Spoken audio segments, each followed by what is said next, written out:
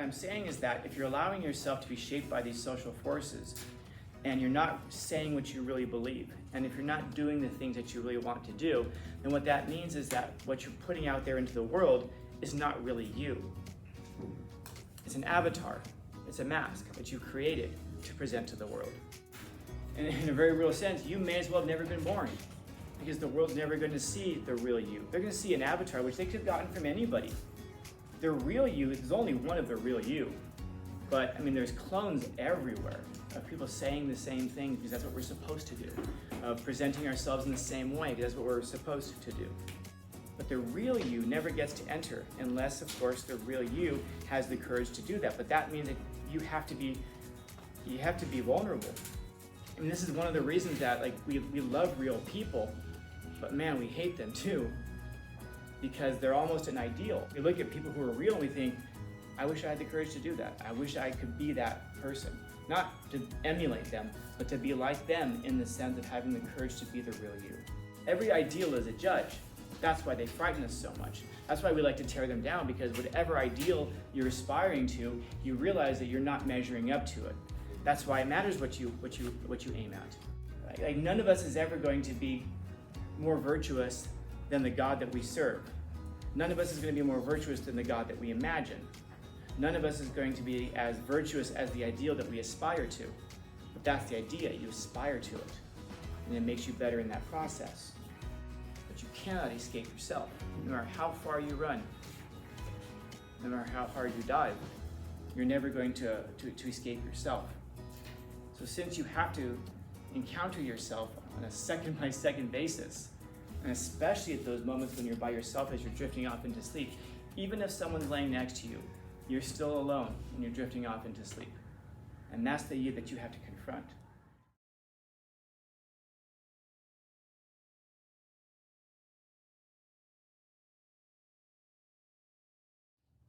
I was telling last year that I struggle to talk about this one because there's so much going on. This really could be like a whole semester of just talking about the ideas that are built into this one statement. That's the thing about the existentialists, man. They're able to say a whole lot in just a very short bit. This idea of freedom, we take it for granted. And what I mean by that is, so there are these two views of the universe. One is called free will, and there's determinism. And there's a thing called soft determinism in the middle. But essentially, determinism is the idea that we're nothing except for our bodies. So there's no soul, there's no spirit, we're just a physical entity. If you believe that that's true, that we're only a physical entity, then almost by necessity, what you have to believe then is that there's no such thing as free will. Because you're just a bundle of chemicals that's responding to external stimuli. You think you have free will, and like whether you turn left or whether you turn right, you might think is a matter of choice. But in actuality, it's not. There are events that in your life that have led you to the point that you're going to turn left or you're going to turn right. In order to actually decide for yourself, you have to have a thing called volition. A volitional will means that you have the ability to choose between options. So, for example, if we went down to Wiener Schnitzel right now, and I asked you, do you want a chili dog or do you want a chili burger? And you're going to pick one or the other. You might think like, oh, I'm going to choose a chili dog because that's what I want to have. You're not making a choice to do that. You know, kind of like every single event of your life has led you to the point that you are making that choice right now. And you might even say, oh, well, you know, I'm going to choose a chili dog because I just don't want a chili burger. I don't like chili burgers. Well, there's a reason that you don't like chili burgers. I struggle to talk about it because in order to fully explain what determinism is, it takes a while. And it takes longer than I want to spend at this point. But I guess a way of thinking about it is, does the marker have a choice in what it is? No, it doesn't have a volitional will. It's made, and what it does is entirely dependent on me. I move it around, I move it through space, I use it to write, I can drop it, I can pick it up. It's just a bundle of chemicals that's being acted on by external stimuli. Now, let's just say that this thing was conscious and it thought it was deciding if it could go up or down. It really can't decide for itself. It just thinks it can because it doesn't consider the external factors, my hand, that's moving it around. In the same way, if you think that you have free will, it's only, it's only because you're not considering the external factors that are causing you. Your genetics, for example. Remember when you guys were all born? Well, actually before you were born. So you remember back then when you were at that character creation screen? Oh, Yeah, where you could decide how much intelligence you'd have and how much charisma you'd have and how strong you'd be. Yeah, none of us did that. Yeah, and yet the number one predictor of your success in life is going to be your IQ. But none of us chose our IQs. None of us chose our intelligence. But what that means is that you're going to either notice things in the world or not based off of that. The number two predictor is conscientiousness. How much attention do you pay to detail? Now, how conscientious you are has everything to do with your family. In other words, how much emphasis did they put on it or not? And so you start to find that a lot of our characteristics, a lot of our character traits, a lot of our behaviors are made up of things that we had no choice over. And those will be the very things that are going to cause you to choose a chili burger or a chili dog later on in life. It's going to cause you to decide if you're going to go left or right at the stop sign. It's going to determine whether you're going to speed through the neighborhood while you're driving or not. Again, it would take a long time to kind of go into the full breadth of that, but just kind of consider that for a minute, because there's a growing body of scientists, especially neuroscientists, who are arguing, we don't have free will. We can actually shape people's behavior, and we can determine how people are going to behave just by, and this is almost the bedrock of a lot of the experimental psychology. How can we treat people so that we can get a certain outcome from them? And it turns out it's not hard to do. It's relatively easy to do once you know what motivates people. And so that's a view called determinism. Then there's this other view called free will. And existentialists are going to be people who advocate for free will. What that means is that you're radically free. You can do whatever you want to do. Now, we have that asterisk up there because we're saying, well, like in North Korea, they can't do what they want to do. Sure they can. They can speak out if they want. Oh, but if they do, they're going to get thrown in prison. That's true, because the state also has free will. In other words, it's a bunch of us who are using our free will to interact in the world. You can decide what you're going to do. You can't decide to be free of the consequences of it, but you can decide what you're going to do. And too often we kind of allow ourselves to be limited by those things, where it's like, well, but you know, if I do speak out, I'm going to end up in prison. That's true, maybe. And then you end up in prison. Guess what? You get to behave however you want while you're in prison. But I'm locked up. Well, I mean, to a certain degree, we're all locked up in that. You know, we're bound by laws. We're bound by mortality. We're all bound by something. But how you decide to behave and act within those bounds, within those confines, that's entirely up to you. You know, are you going to think about the kinds of things in your life that you really want to do, and then think about the things in your life that hold you back from doing it? Maybe there's something that you really want to do, and yet law is telling you can't do it, whatever it is. Let's say there's something you really want to do, but social pressure is telling you shouldn't do that. That's bad. Then okay, but you have a choice. You can allow social pressure to stop you from doing something that you really want to do, or you can just ignore social pressure and do your own thing. Oh, but if I do it, I'm going to get judged. Oh, but if I do it, people are going to talk crap. Oh, but if I do it, people are going to, well, that's fine, but understand that that's a matter of free will. You're allowing yourself to be shaped by those social forces, but you're aware of it. You know, think about the kinds of things in your life that's why I asked you earlier, the kinds of things in your life that you would do if you had complete free will. And like people have asked me before, like we're talking about, here's a good example. I made a statement last year and it completely horrified my class. I told them that I rape and murder as much as I want. Nice. Yeah, and people are like, what? I go, yeah, I already do it as much as I want to do it. Take a guess.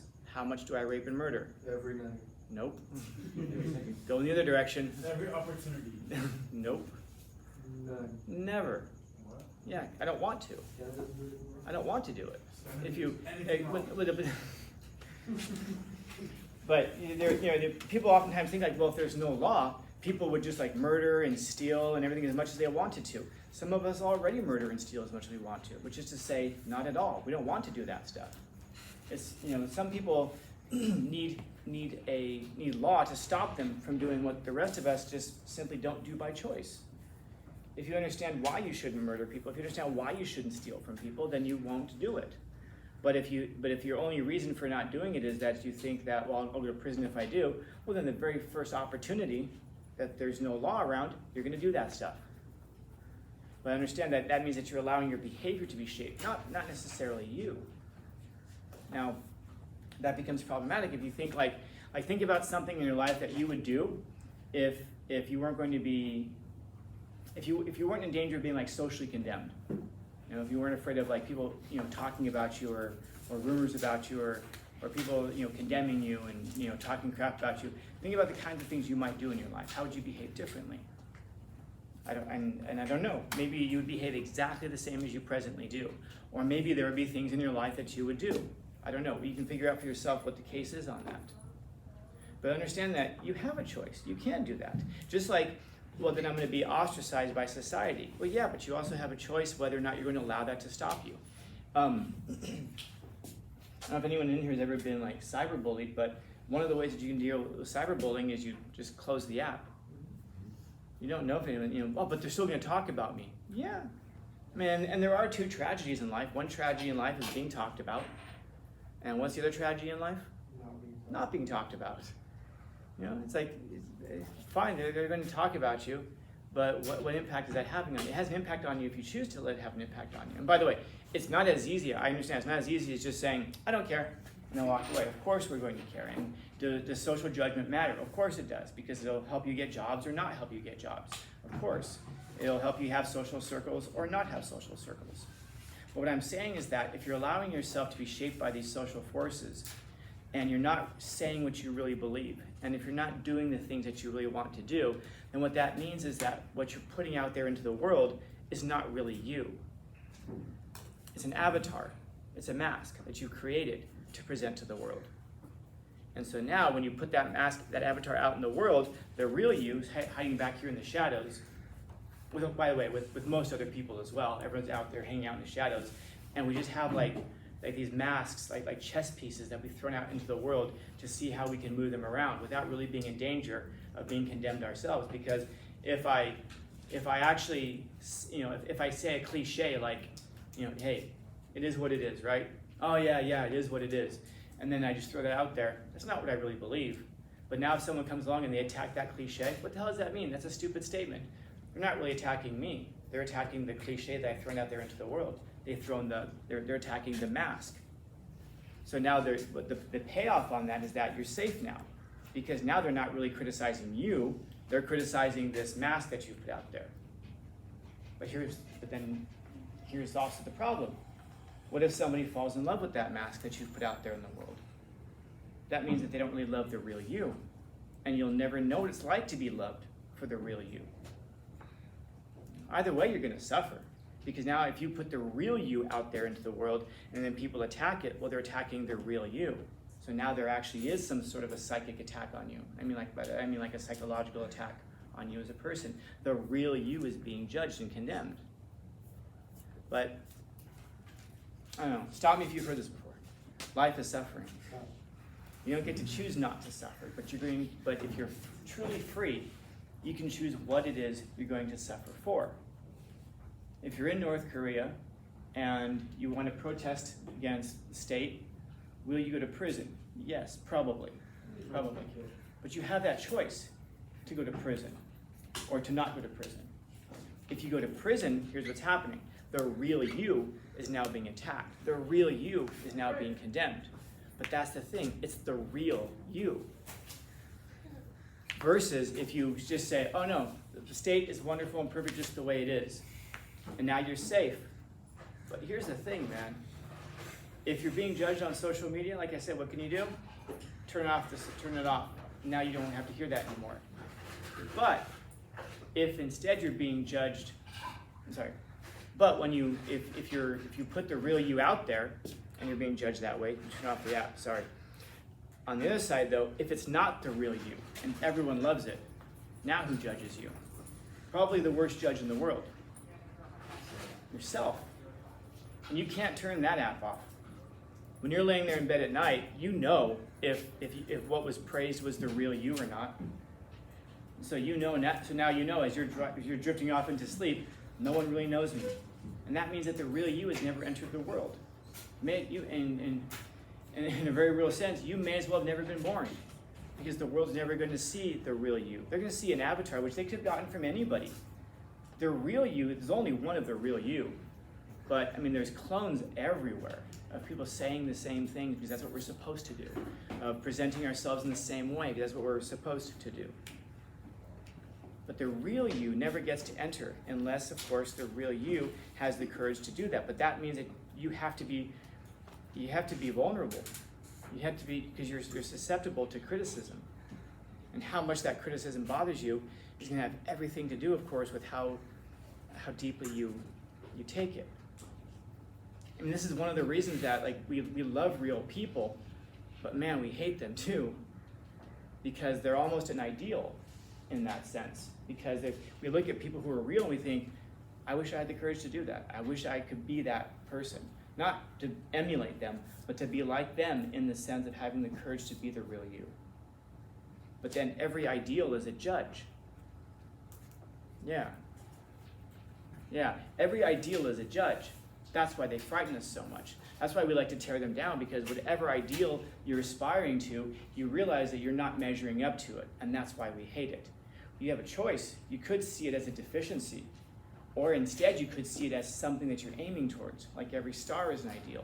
You may not get there, but if you aim for it and you strive towards it and you really focus your energies and your efforts on it, you're going to get closer than you otherwise would have. But the ideal that you establish for yourself, that's why it matters what you aim at, because like none of us is ever going to be more virtuous than the God that we serve. None of us is going to be more virtuous than the God that we imagine. None of us is going to be as virtuous as the ideal that we aspire to. But that's the idea, you aspire to it, and it makes you better in that process. But to do that takes vulnerability. You have to put the real you out there. And then, of course, when people criticize you, they're really criticizing you. And you're going to suffer for that. But if you don't put the real you out there, if you're a thinking person, you're going to criticize yourself. And that's a criticism that you can't escape. I can escape people's criticism by changing jobs, by moving cities, by not talking to people, by turning up, by deactivating my social media accounts. I can avoid criticism that way. But I can never avoid myself. And this is why they say to be true to yourself. It's not because you know all the answers. You know a good amount of them, but you're going to make a lot of mistakes. But the reason that you're true to yourself is not because you're right. The reason that you're true to yourself is because you have to live with yourself. And you're the only one who has to live with you. Everybody else is a matter of free will and choice, but you cannot escape yourself. No matter how far you run, no matter how hard you dive, you're never going to escape yourself. So since you have to encounter yourself on a second-by-second basis, and especially at those moments when you're by yourself as you're drifting off into sleep, even if someone's laying next to you, you're still alone when you're drifting off into sleep. And that's the you that you have to confront. And so I guess ask yourself as you're doing that, is this person I have to spend time with? Is this a person who I'm comfortable with? Who, despite everything else, every other tragedy, this is the one thing I can depend on, which is the myself. That doesn't mean you shun everybody else. You can't count anybody else. That's not true. You know, they say you can't depend on anybody else. That's not true. Can people depend on you? If you're the person who says people can depend on me, then you have to acknowledge there are people in the world you can depend upon. Find them, I guess. But one thing's for sure, hopefully you can depend upon yourself. I think that the reason people say that is because they know they can't depend on themselves to be themselves. But aim for that, maybe.